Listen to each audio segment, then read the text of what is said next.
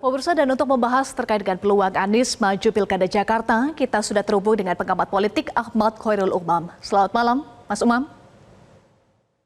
Selamat malam, Mbak Eva. Mas Umam, seberapa besar peluang Anies Rashid Baswedan maju dalam Pilkada Jakarta untuk periode kedua ini? Ya, bicara tentang peluang tentu cukup besar ya, karena bagaimanapun juga Anies adalah petahana, dia adalah gubernur di periode yang sebelumnya, kemudian pada momentum Pilpres 2024 yang lalu, dia adalah capres yang cukup kompetitif dan memiliki basis yang cukup diperhitungkan di Jakarta. Dia memang tidak menang di level DKI Jakarta, tetapi margin kemenangan Prabowo di DKI Jakarta itu sangat tipis dengan Anies Baswedan. Artinya, basis pemilih loyal Anies di level DKI Jakarta memang cukup memadai. Yang perlu difikirkan adalah apakah ada dampak dari Pilpres 2024 kemarin terhadap konstelasi koalisi di Pilkada DKI Jakarta 2024 nanti di bulan November.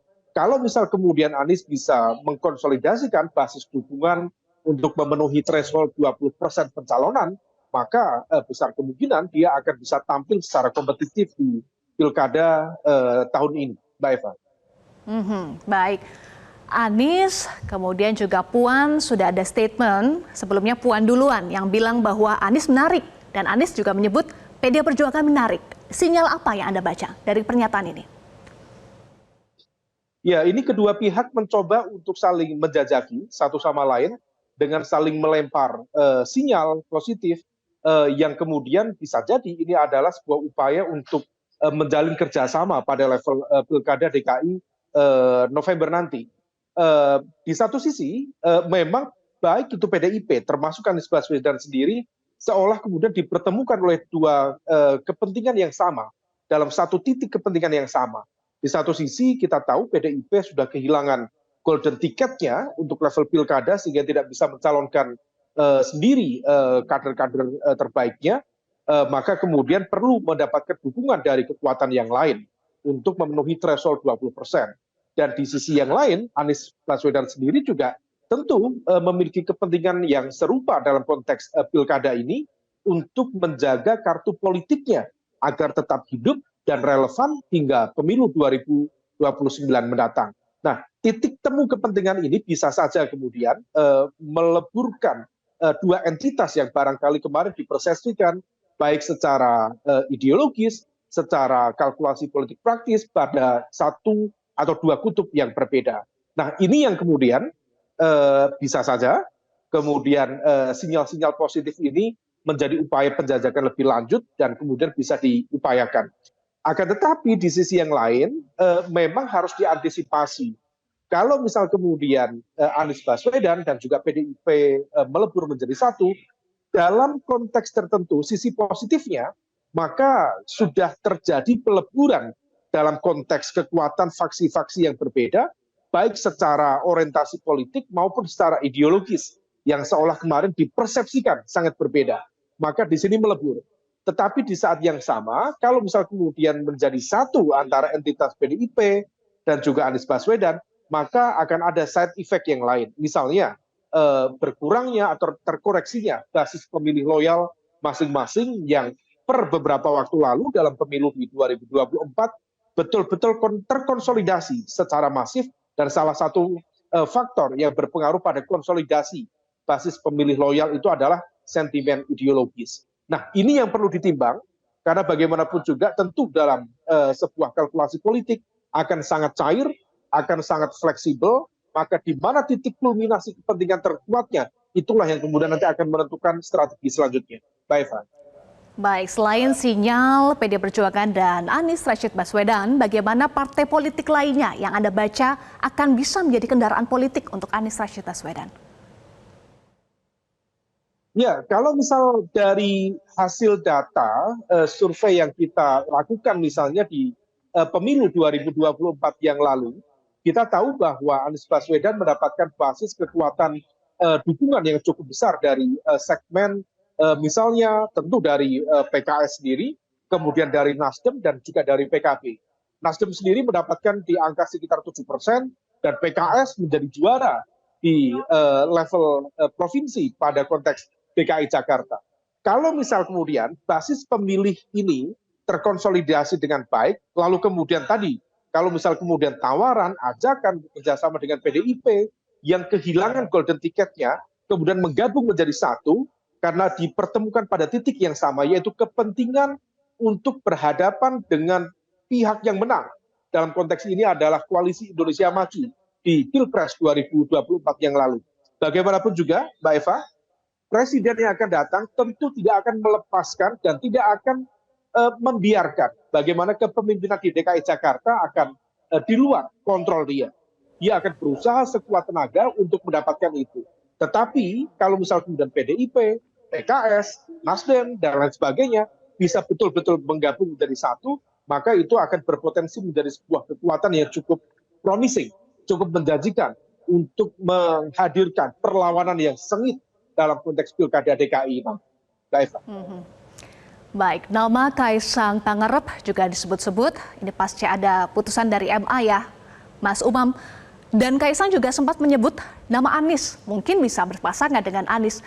Bagaimana Anda membaca statement Kaisang? Ini hanya sekedar guyon atau betul cek ombak atau seperti apa? Karena Kaisang menyebut akan memberikan kejutan nanti pada bulan Agustus.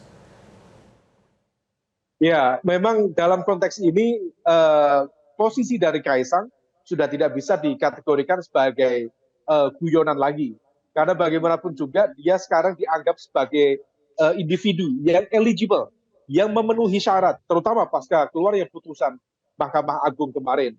Maka dalam konteks ini dengan kekuatan PSI di DKI Jakarta yang juga angkanya sekitar 7%, maka besar kemungkinan kalau misal kemudian Kaisang mencoba bermanuver untuk mendapatkan tiket di Pilkada DKI yang akan datang.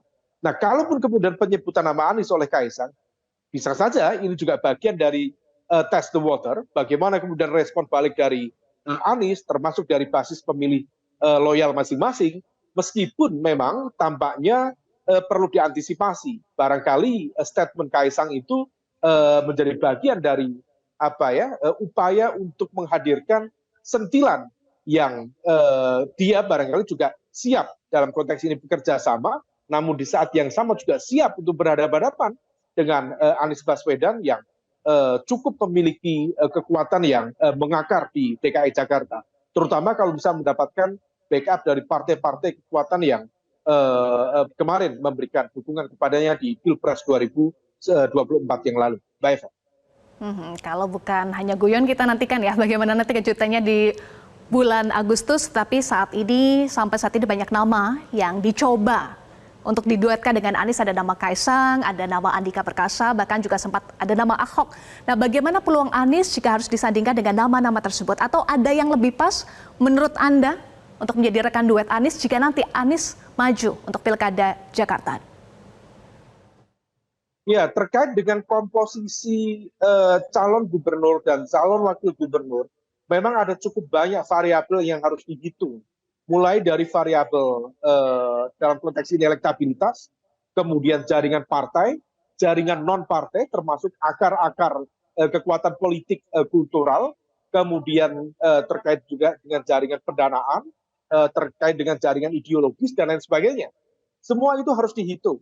Dari nama-nama yang Mbak Eva sebutkan tadi, mulai dari Kaisang, Pak Andika Perkasa, kemudian Ahok, semua itu memungkinkan, dan dari sisi aspek elektabilitas, ideologis, jaringan partai, jaringan non-partai, tentu memiliki plus minus.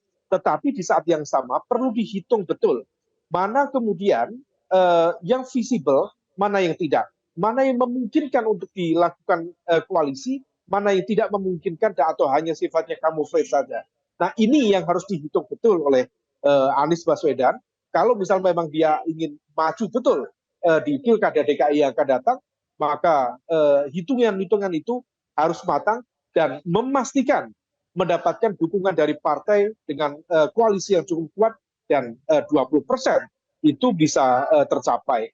Kalau misal kemudian betul-betul PKS misalnya, kemudian PDIP bisa menjadi satu di level Pilkada DKI Jakarta karena memiliki basis kepentingan yang sama untuk berhadapan-hadapan dengan kekuasaan baru di bawah pemerintahan Prabowo Gibran misalnya, maka bisa saja kekuatan terbesar akan dihadirkan sebagai bentuk peleburan ideologis dan juga kekuatan partai, sehingga kemudian melahirkan satu tokoh yang akan mensecure, mengamankan posisi pimpinan di DKI Jakarta. Meskipun nanti Mbak Eva, IKN akan berdiri, kemudian status ibu kota akan bergeser ke Nusantara, tetapi center of gravity dari pusat kekuasaan politik dan ekonomi di Indonesia tetaplah Jakarta.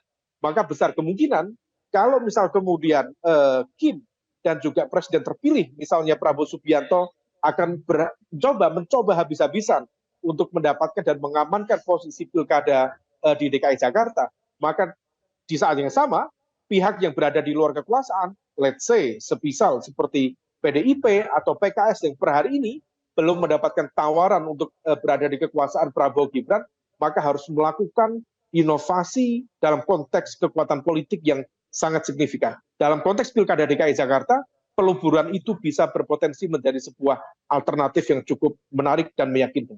Mbak Eva. Peleburan bisa menjadi alternatif, kita nantikan bagaimana kalkulasi-kalkulasi yang masih terus dihitung ya jelang Pilkada Jakarta. Terima kasih Mas Umam sudah bergabung bersama kami di Top News. Jelajahi cara baru mendapatkan informasi. Download Metro TV Extend sekarang.